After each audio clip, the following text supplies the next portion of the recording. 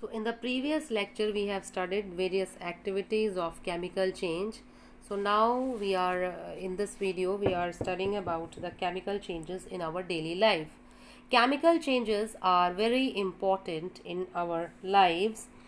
All new substances are formed as a result of chemical changes. For example, if a metal is to be extracted from an ore, such as iron from iron ore, we need to carry out a series of chemical changes. A medicine is the end product of a chain of chemical reactions. Useful new materials such as plastics and detergents are produced by chemical reactions. Indeed, every new material is discovered by studying chemical changes. So, we have seen that one or more new substances are produced in a chemical change. So, in addition to new products, the following may accompany a chemical change.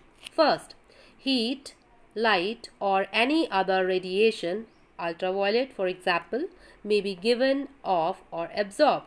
Sound may be produced. A change in smell may take place, or a new smell may be given off. A color change may take place. A gas may be formed. So let us look at some examples. You saw that burning of magnesium ribbon is a chemical change.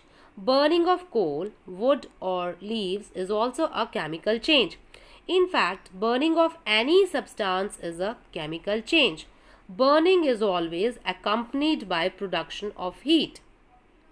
Now some more examples are also there. So first is an explosion of firework is a chemical change which produces heat, light, sound and unpleasant gases that pollute the atmosphere. Second is when food gets spoiled. It produces a foul smell. This shows that new substances have been formed in the spoiled food which has a foul smell. So, the spoilage of food is a chemical change. Third is if we cut an apple into slices and kept in the open for some time, we will find that the cut surface of an apple acquires a brown color. So this change in color is due to the formation of the new substance by the action of oxygen or air. So this change in color is a chemical change. Like this, in this you are seeing here, this an apple is there. If we cut the apple, so you are finding it out here. You are seeing the brown color rusty substance is present over here. If we cut the apple, so a brown color substance is found over the surface of the apple. Similarly, the cut surface of potato or brinjal turns black on keeping in air for some time due to the chemical change. Next, when an acid reacts with a base, then a neutralizing reaction takes place in which two new substances, salt and water, are formed.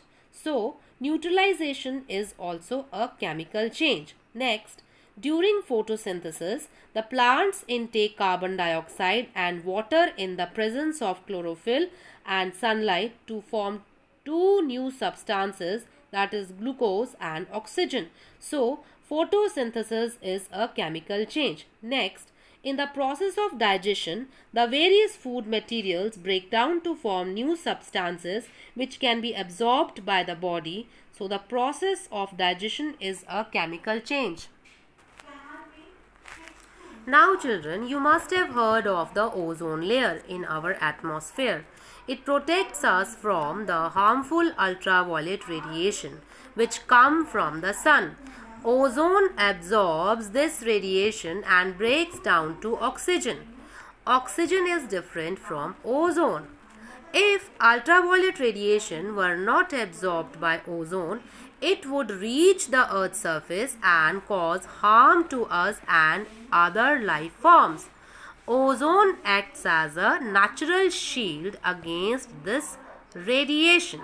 So now we are doing rusting of iron. Let us get back to rusting. So this is one change that affects iron particles and slowly destroys them. Since iron is used in making bridges, ships, cars, truck, bodies, and many other articles, the monetary loss due to rusting is huge. So the process of rusting can be represented by the following equation.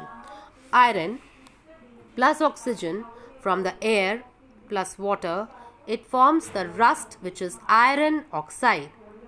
So, for rusting, the presence of both oxygen and water or water vapor is essential. So, in fact, if the content of moisture in air is high, which means if it is more humid, rusting becomes faster. So, how do we prevent rusting? So, now we will study preventions of rusting. Now, rusting can be prevented by not allowing the iron to come in contact with moisture and water. The simplest method is to coat the iron with oil, grease or paint. So, these coats should be applied regularly to prevent rusting. A more efficient method is to coat the iron with another metal such as zinc or chromium. The process of depositing a layer of zinc or chromium on iron is called galvanization. The iron pipes we use in our homes to carry water are galvanized to prevent rusting.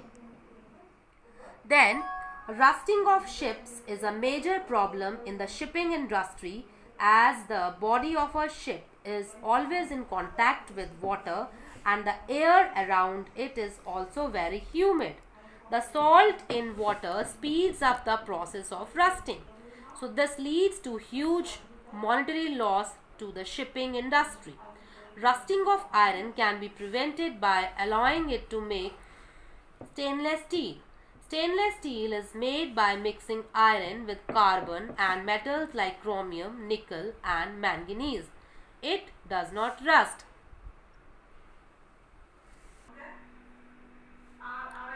Now next topic is crystallization. Seawater contains salt dissolved in it, which makes it salty. We have learnt in class 6 that salt can be obtained from seawater by the process of evaporation.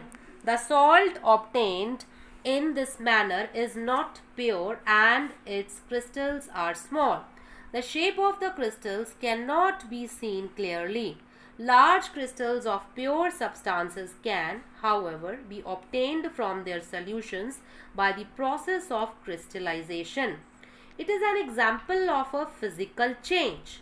The process of cooling a hot concentrated solution of a substance to obtain crystals is called crystallization. The process of crystallization is used to obtain crystals of a pure solid substance from the impure solid substance. Now, in this activity 6.9, there is the formation of crystals of copper sulfate. Impure copper sulfate powder can be purified by the process of crystallization to obtain large crystals of pure copper sulfate. Take a cup full of water in a beaker and add a few drops of dilute sulfuric acid. Heat the water. When it starts boiling, add copper sulfate powder slowly while stirring continuously. Continue adding copper sulfate powder till no more powder can be dissolved. Filter the solution. Allow it to cool. Do not disturb the solution when it is cooling. So, look at the solution after some time. Can you see the crystals of copper sulfate? If not, wait for some more time.